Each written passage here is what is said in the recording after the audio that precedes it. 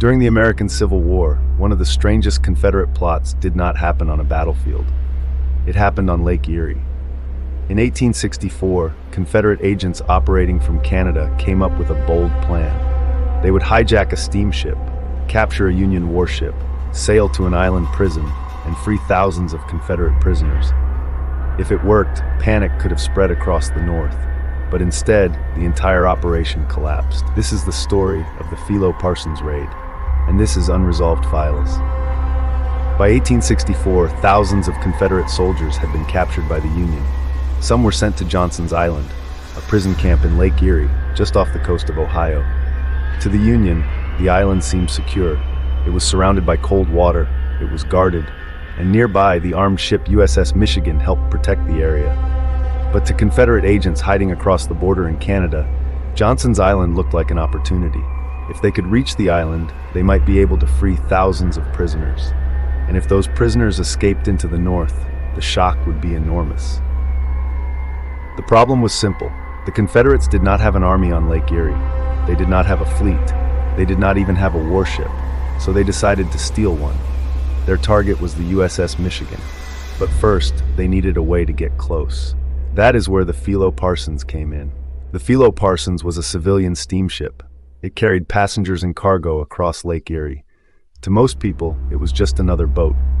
But on September 19, 1864, Confederate raiders boarded the ship disguised as ordinary passengers.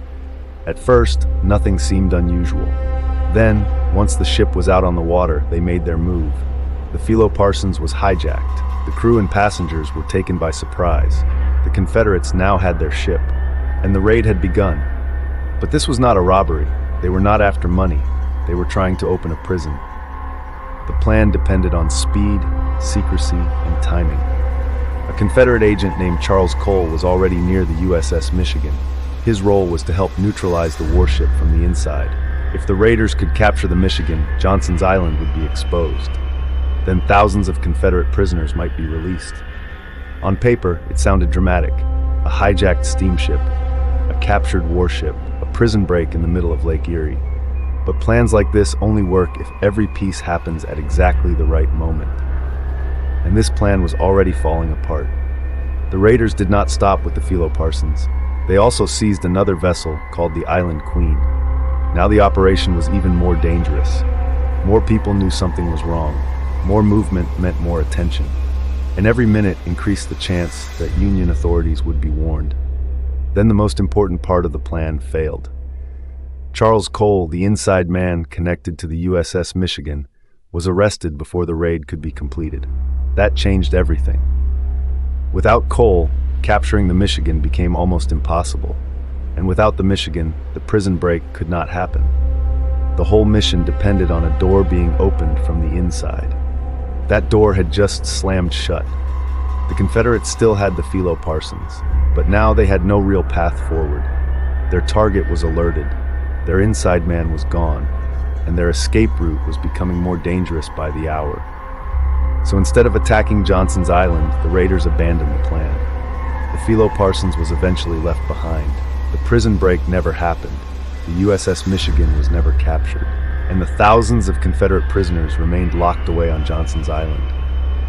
What began as one of the boldest Confederate plots in the North ended as a failed raid on Lake Erie.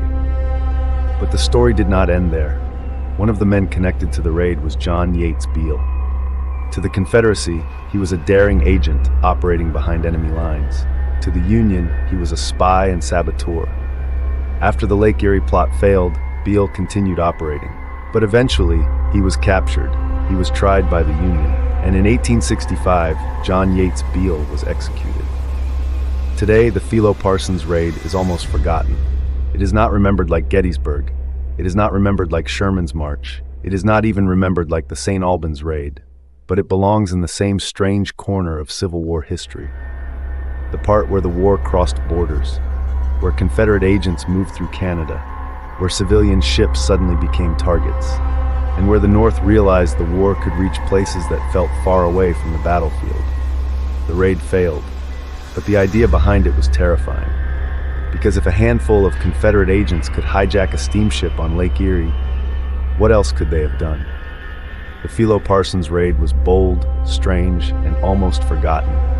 A Civil War prison break planned from Canada, a hijacked steamship, a failed attack on one of the most secure prison camps in the North, and a reminder that not every Civil War operation happened on land.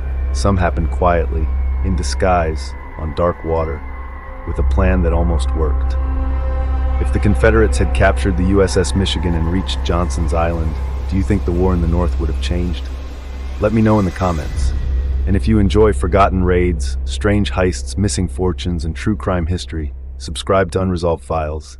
Until next time, stay curious.